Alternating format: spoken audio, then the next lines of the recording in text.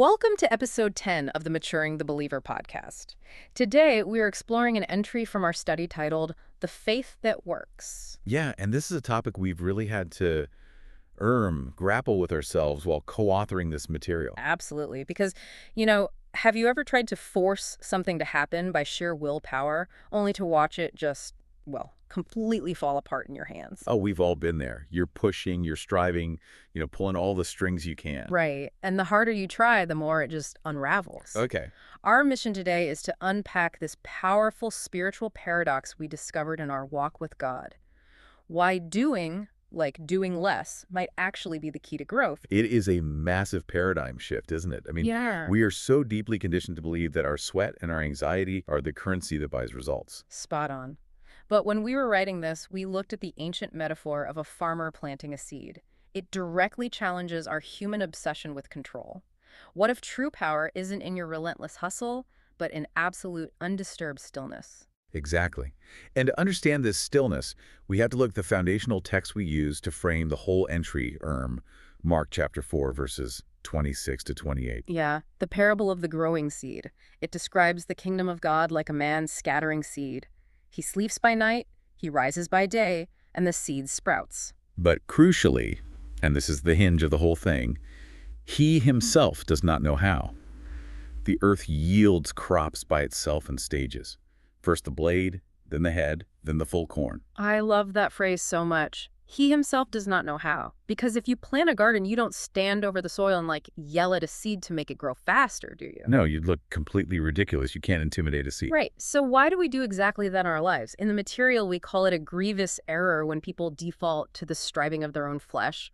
Why do we do that instead of just letting the seed grow? Well, it's because trusting a process you can't see feels, frankly, terrifying. Yeah. As believers, we receive this incorruptible seed, which is the life of Christ imparted by a promise. Yeah, a promise about your health or your family. Spot on. But then immediately our survival instincts kick in. We try to force its growth through our own anxious power.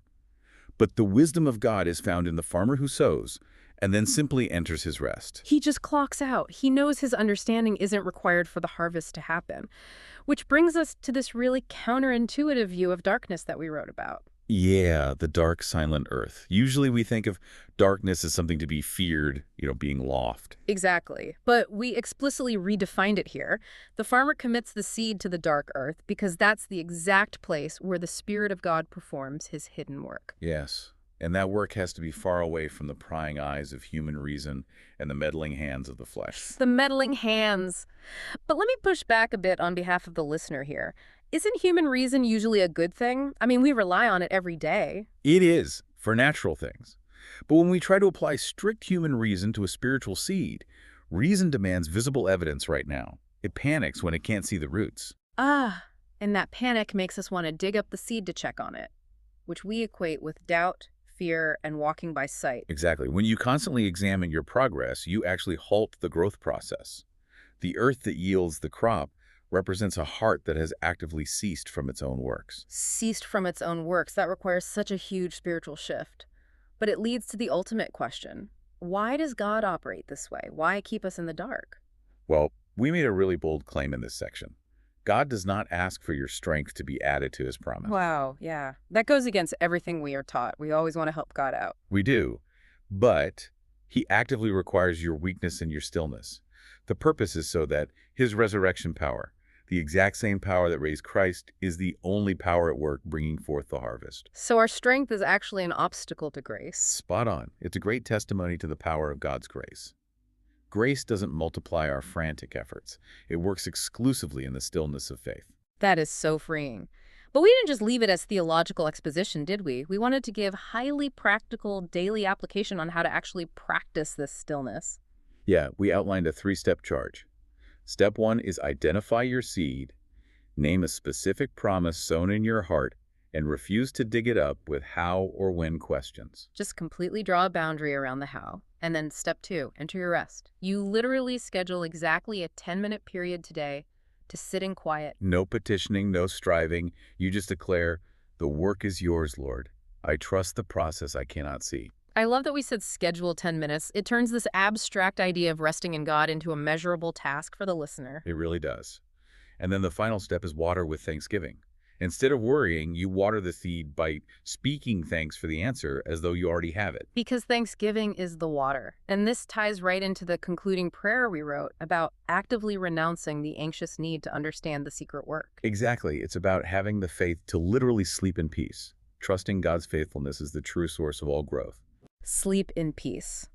So, to summarize everything we've shared today in our Christian walk, we really should emulate the good farmer. We plant a seed, we water it with thanksgiving, and we wait until it takes root and yields fruit. Because God does not need our strength. He needs our stillness. He needs our stillness. So here's our challenge to you today. Find your 10 minutes of scheduled rest. Think about it. What is the seed you've been constantly digging up with anxiety?